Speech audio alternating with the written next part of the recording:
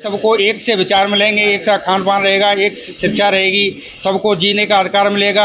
जैसे रामकृष्ण चले हैं, एक शिक्षा थी उस समय, महाभारत से पहले सभी एक तरह से रहते थे, एक तरह से जीवन था, अच्छी तरह से माता पिता की सेवा करते थे, कोई भी अत्याचार नहीं था, किसी बहन बेटी को कोई सब बहन बेटी के ही तरह से सोच देखते थे।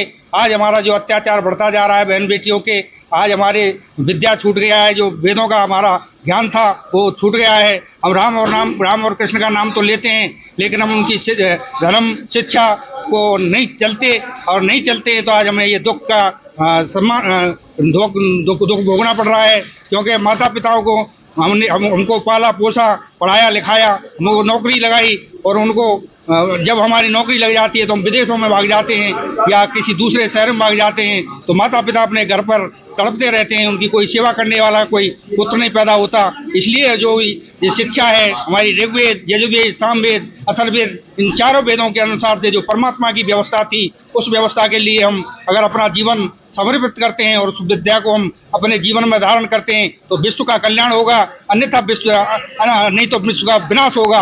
और ज़्यादा समय नहीं है।